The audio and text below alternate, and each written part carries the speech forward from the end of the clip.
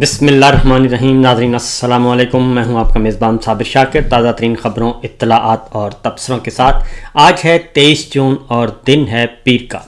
اسرائیل اور ایران کی جنگ اور اس میں امریکہ کی شمولیت، اور اب نئی صف بندی ہو رہی ہے عالمی سطح پر، اور اب مشرق وسطیٰ کے مسلم ممالک بھی میدان میں آ چکے ہیں، اور ایران کے تمام ہمسایہ ممالک، اور جہاں جہاں امریکی فوجی اڈے موجود ہیں اور جہاں جہاں امریکی سفارت خانے موجود ہیں، ان سب کو اب خطرہ محسوس کیا جا رہا ہے، کیونکہ اس کی وجہ یہ ہے کہ کل ایران کی لیڈرشپ نے یہ واضح طور پر دو ٹوک انداز میں موقف اختیار کیا ہے کہ اب مذاکرات اور سفارت کاری کے دروازے بند، اور اب فیصلہ ہوگا میدان میں، اور اب دیکھیں گے کہ کون کتنے پانی میں ہے. اور انہوں نے یہ بھی کہا ہے کہ ذرا صبر رکھیے اور ہمارے رد عمل کا انتظار کیجئے، ہم کس طریقے سے اس کا جواب دیتے ہیں. اس کی کچھ وجوہات ہیں جس کی وجہ سے ایران کی جو لیڈرشپ ہے وہ اتنی کانفیڈنٹ ہے، اتنی پراعتماد ہے. اس کی وجہ کیا ہے، اور اس بارے میں امریکہ بہادر سرکار کو بھی بہت اچھی طرح اندازہ ہے. اس لیے جو پچھلے 6-8 گھنٹوں میں بلکہ 10 گھنٹوں میں جب حملے کے بعد کی جو صورتحال ہے، اس میں اب ایک عالمی سطح پہ بیانیہ بنانے کی کوشش کی جا رہی ہے، اور یہ دنیا کو باور کروانے کی کوشش کی جا رہی ہے کہ ہم ایران کے خلاف نہیں ہیں، ہم ایران میں رجیم چینج آپریشن بھی نہیں چاہتے، ہم ایران کی حکومت کو بھی تبدیل کرنا نہیں چاہتے. کچھ خبریں آپ کے سامنے رکھتے ہیں، اس کے بعد آپ کو بہت اچھی طرح اندازہ ہو جائے گا کہ آخر یہ ماجرا کیا ہے. کل امریکہ کے وزیر خارجہ، وزیر دفاع اور دیگر حکام جو ہیں وہ مختلف ٹیلی ویژن چینلز پہ، عالمی میڈیا پہ اپیئر ہوئے، اور انہوں نے واضح طور پر یہ بتانے کی کوشش کی کہ، اور یہ یقین دلانے کی کوشش کی، انہوں نے کہا، سب سے پہلے تو انہوں نے کہا کہ ہم ایران سے جنگ نہیں چاہتے. امریکہ کے نائب صدر انہوں نے کہا کہ ہم ایران سے جنگ نہیں چاہتے، اور اگر ایران اپنا ایٹمی پروگرام ترک کر دے اور امریکی فوج کو اس معاملے سے دور رکھے تو ہم ان کے ساتھ اچھے تعلقات رکھ سکتے ہیں، اور ہم ایران کے ساتھ کوئی مستقل لڑائی بھی نہیں لڑنا چاہتے. اور ساتھ ہی انہوں نے کہا کہ یہ حملہ ہم نے ایران پہ نہیں کیا بلکہ یہ تو جوہری تنصیبات پہ کیا ہے، کیونکہ ہم چاہتے ہیں کہ دنیا مزید جوہری ہتھیاروں سے دور رہے اور پاک رہے، اس لیے کہ یہ خطرناک چیز ہے، یہ انہوں نے کہا. And the answer is we felt very strongly that the Iranians were stonewalling us. They weren't taking this seriously. They were trying to draw this process out as long as possible so that they could rebuild their nuclear weapons program without the threat of American action. We had a limited window in which we could take out this Fordo nuclear facility in particular. The president decided to take it, but we didn't blow up the diplomacy. The diplomacy never was given a real chance by the Iranians. And our hope, Kristen, as the president said repeatedly, is that this maybe can reset here. The Iranians have a choice. دوسری جانب امریکہ کے وزیر خارجہ Marco Rubio نے کہا کہ اگر ایران نے جواب دیا تو یہ ان کی زندگی کی سب سے بڑی غلطی ہوگی. ہم ایران پر جنگ کا اعلان نہیں کر رہے اور نہ ہی ہم جنگ چاہتے ہیں، لیکن اگر انہوں نے حملہ کیا تو پھر ہمارے پاس ایسی طاقت ہے جو انہوں نے کبھی دیکھی ہی نہیں. یہ امریکہ کے وزیر خارجہ نے کل statement the. It would be a terrible mistake if Iran retaliates. But that's not our goal. We are not declaring war on Iran. We're not looking for war on Iran. But if they attack us, then I think we have capabilities they haven't even seen yet. It would be a terrible mistake on their part. And frankly, it's not what we hope for or wish. What we want now is to ensure that Iran never has nuclear weapons. If what they want is a civil nuclear program where they have power plants like a lot of other countries in the world have. پھر امریکی وزیر خارجہ نے یہ بھی کہا کہ ہم دنیا کے دیگر ممالک سے بھی رابطہ کریں گے. ایک بات جو انہوں نے کہی وہ یہ تھی کہ جو آپ کو عالمی سطح پہ رد عمل کا سامنا کرنا پڑے گا اور عالمی تنہائی کا شکار ہونا پڑے گا، تو اس کے جواب میں آپ کیا کہیں گے؟ کیونکہ یورپ، OIC اور دیگر جو عالمی فورم ہیں، عرب لیگ، یہ سب کے سب ایران کے ساتھ کھڑے ہیں. تو امریکی وزیر خارجہ نے کہا کہ ایسا نہیں ہے، بلکہ جو کچھ نظر آ رہا ہے اس طرح سے نہیں ہے، اور در پردہ جتنے بھی ممالک ہیں جو بڑھ چڑھ کر اس کی مخالفت کر رہے ہیں یا مذمت کر رہے ہیں، ان فیکٹ وہ در پردہ ہمارے ساتھ ہیں اور ہم نے ان کو اعتماد میں لیا ہوا ہے، اور وہ بھی چاہتے تھے کہ ایران کے خلاف یہ کارروائی ہو، اور اس طریقے سے اب بہت بڑوں کی یہ ذمہ داری بنتی ہے کہ وہ اس صورتحال کے بارے میں اپنا پوائنٹ آف ویو دیں، کیونکہ اس میں پاکستان کی لیڈرشپ بھی اسی زمرے میں آتی ہے، کیونکہ سب سے جو امپورٹنٹ اور سب سے کلوز ڈور میٹنگ اگر ہوئی ہے تو وہ پاکستان کی فوجی قیادت سے ہوئی ہے پریزیڈنٹ ٹرمپ کی، جس میں مارکو روبیو بھی موجود تھے. A bunch of these countries putting out statements condemning us. Privately, they all agree with us that this needed to be done. They got to do what they got to do for, their own public relations purposes. But the only people in the world that are unhappy about what happened in Iran last night is the regime in Iran. تو ایک تو یہ سلسلہ چل رہا ہے، اور اب یہ باور کرانے کی کوشش کی جا رہی ہے کہ ہم جنگ نہیں چاہتے بلکہ ہم تو امن کے متلاشی ہیں، اور پھر امریکی نائب صدر نے بھی کہا کہ امریکہ کو کسی لمبی جنگ یا زمینی فوجی کارروائی میں کوئی دلچسپی نہیں ہے. Can you rule out that getting involved in this conflict won't eventually lead to U.S. boots on the ground? Well, the president's been very clear, Kristen. We have no interest in a protracted conflict. We have no interest in boots on the ground. The president has actually been one of the fiercest critics of 25 years of failed foreign policy in the Middle East, which is why he did what he did. یہ تو کل سے امریکہ کی leadership جو ہے وہ میدان میں ہے اور اس بارے میں اپنا پوائنٹ آف ویو پیش کر رہی ہے، جبکہ دوسری جانب امریکہ نے جو حملے کی ہیں اس کے بارے میں دنیا بھر میں احتجاج ہو رہا ہے، اور سب سے زیادہ جو بڑا احتجاج ہے وہ خود امریکہ کے اندر ہوا، اور امریکہ میں بھی اس بات پہ سخت رد عمل پایا جاتا ہے کہ امریکہ کو کسی ایسی جنگ میں شریک نہیں ہونا چاہیے. اور ساتھ ہی ساتھ کیونکہ پہلے بھی وہاں پہ ہمدردیاں موجود تھیں غزہ اور اسرائیل کے حوالے سے اور فلسطین کے حوالے سے، اس لیے بھی وہاں پہ یہ پریشر موجود ہے کہ ہمیں اس لڑائی میں نہیں ہونا چاہیے، بلکہ وہ اسرائیل کا اتحادی بننے کے بھی خواہاں نہیں ہیں. دوسری جانب جو ایران کی طرف سے کل ایک طویل ترین ان کی میٹنگ ہوئی، رات گئے تک ہوتی رہی، اور اس میں انہوں نے واضح طور پر یہ کہا ایرانی وزیر خارجہ نے کہ امریکہ نے صرف ہماری جوہری تنصیبات پر ہی نہیں بلکہ اقوام متحدہ کے چارٹر، NPT، جوہری عدم پھیلاؤ کا معاہدہ اور بین الاقوامی قانون پر بھی بمباری کی ہے، اور اب ہم آزاد ہیں اور اب ہم اس کا جواب دیں گے. We are now calculating the damages. And as I said, the damages are not only for our nuclear facilities, the damages are for the United Nations Charter. It was not only Iran's facilities which was bombed, it was also the United Nations Charter. It was also non-proliferation regime and NPT which was bombed last night by Americans. آیت اللہ خامنائی نے بھی کل یہ کہا، اور کل ایران کے جو صدر ہیں وہ بھی تہران کی سڑکوں پر نکل آئے، اور چونکہ ایران میں بھی عوام سڑکوں پر ہے اور سولیڈرٹی شو کر رہے ہیں، اور وہ کسی قسم کا خوف محسوس نہیں کر رہے کہ ان پہ کسی قسم کا کوئی حملہ ہوا ہے. تو ایرانی عوام کے ساتھ اظہار یکجہتی کے لیے کل ایران کے صدر مسعود جو ہیں وہ بھی عوام میں گھل مل گئے. تو اس طریقے سے جو سوچا گیا تھا یا سوچا جا رہا تھا کہ جنگ سے کوئی خوف و ہراس والا معاملہ ہوگا تو ایسا نہیں ہو سکا، اور وہ مقصد بھی اچیو نہیں ہو سکا. اس کے ساتھ ہی یمن کے ایک صرف واحد ملک ہے یمن، اس کے سپہ سالار نے اعلان کیا ہے کہ وہ ہر صورت میں ایران کے ساتھ ہیں، اور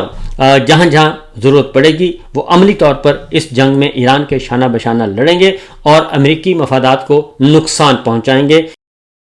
اور اسرائیلی مفادات کو بھی نقصان پہنچائیں گے جہاں بھی ان کا بس چلے گا.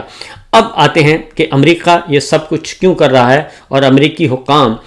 یہ باور کیوں کروانا چاہ رہے ہیں کہ جناب ہم طویل جنگ نہیں چاہتے، نہ ہی ہم زمینی جنگ چاہتے ہیں. اس کی وجہ یہ ہے کہ ایران کے پاس ایک ایبلٹی ہے ایران کی، اور اس کی پراکسیز بہت ہیں، اور وہ پراکسیز صرف مڈل ایسٹ میں نہیں ہر جگہ پائی جاتی ہیں، عرب کنٹریز میں پائی جاتی ہیں، یورپ میں پائی جاتی ہیں، اور وہ کسی بھی لمحے ایران وہ ساری کی ساری تہران سے جڑی ہوئی ہیں. وہ عراق میں بھی ہیں، وہ لیبیا میں بھی ہیں، وہ شام میں بھی ہیں، اور وہ سعودی عرب میں بھی ہیں، UAE میں ہر جگہ موجود ہیں. اور دوسرا یہ ہے کہ ایران کے جو شہری ہیں وہ جہاں جہاں بھی جس ملک میں بھی جاتے ہیں تو ان میں ایک ہے ان کی خوبی کہ وہ تہران سے جڑے ہوئے ہیں. اور پھر ایک اگلی بات جو ہے وہ اس کو شیعہ مسلک جو ہے وہ بھی ایران کے امبریلا نیچے جھنڈے تلے وہ مجتمع ہے. تو وہ بھی ایک ایلیمنٹ موجود ہے جس کی وجہ سے اس بات کا خدشہ موجود ہے کہ جناب یہ معاملات گڑبڑا سکتے ہیں. اسی لیے امریکہ نے دنیا بھر میں جو اس وقت الرٹ جاری کیا ہے وہ ایک تو غیر ضروری طور پہ جو خاص ممالک ہیں مڈل ایسٹ سے اور لبنان سے، بیروت سے، اور اس کے ساتھ ساتھ آپ کے دیگر جو ممالک ہیں اور جہاں جہاں ایران کا اثر و رسوخ ہے وہاں سے اپنے سفارتکاروں کو نکال رہا ہے اور وہاں سے نکال رہا ہے اور ان کو ہدایات جاری کر رہا ہے کہ فی الفور. پھر یہ ہے کہ دنیا بھر میں الرٹ جاری کیا ہے انہوں نے اپنے شہریوں کے لیے، اور خاص طور پہ بھارت جو ہے اس وقت وہ بھارت جو ہے وہ حساس ملک قرار دیا گیا ہے امریکیوں کے لیے، اس لیے کہ بھارت کی جو فضائی حدود ہے وہ استعمال ہوئی ہے مبینہ طور پر جو کہ نظر آ رہی ہیں، جو تصاویر جاری کی گئی ہیں. اب آتے ہیں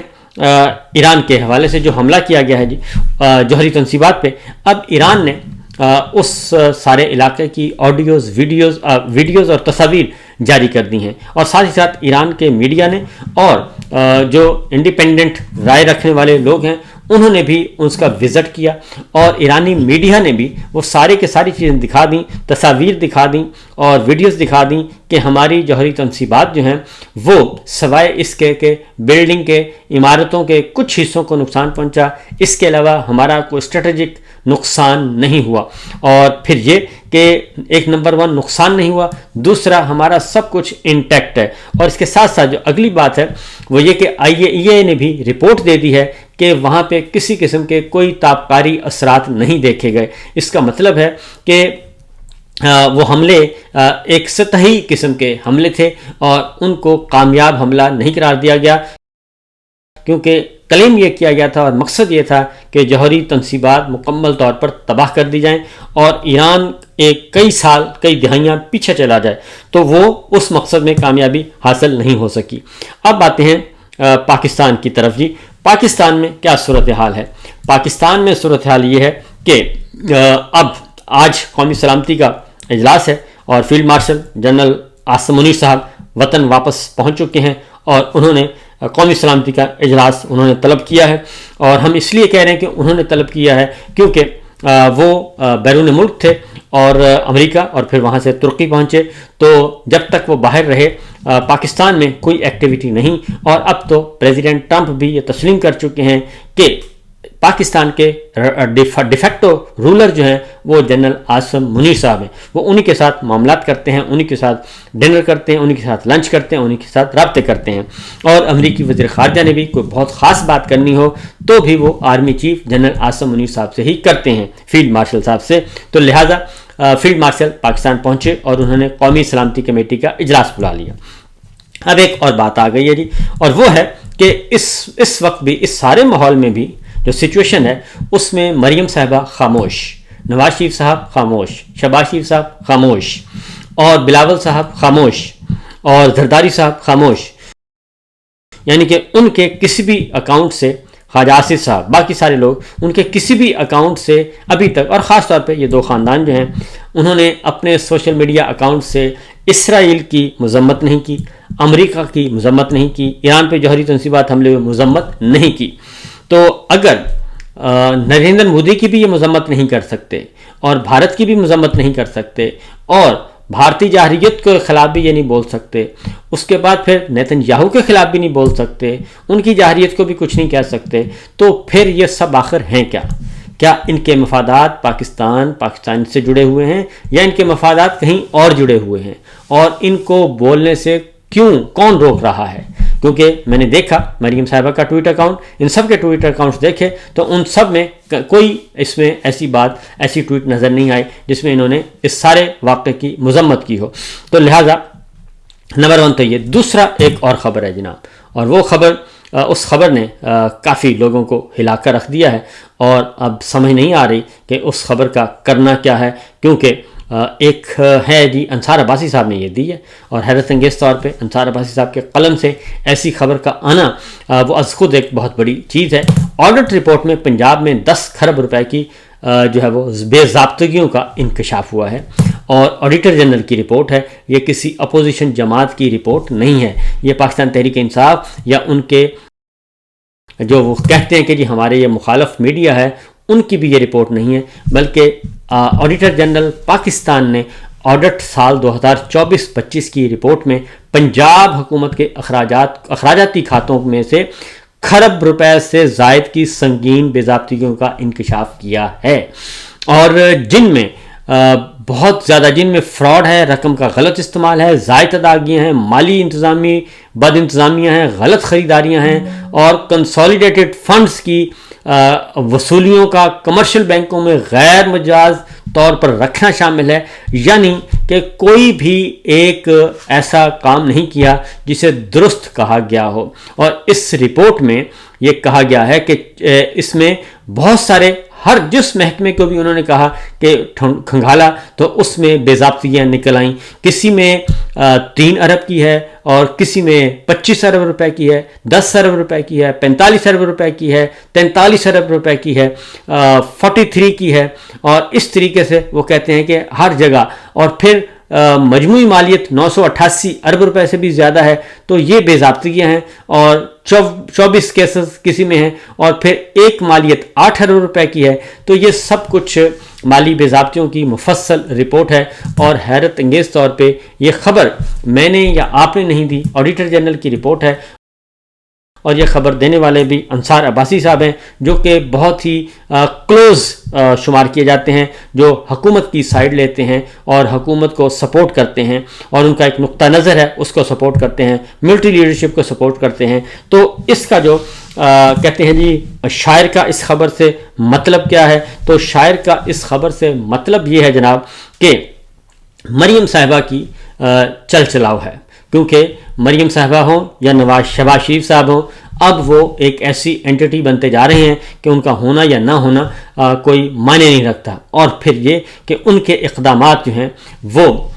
فوجی قیادت کے لیے وبال جان بنتے جا رہے ہیں، اور یہ ہو نہیں سکتا کہ انصار عباسی صاحب اور خاص طور پہ پھر باقی جو پرو گورنمنٹ اور پرو اسٹیبلشمنٹ میڈیا ہے وہ یہ خبریں دے، اور ان خبروں پہ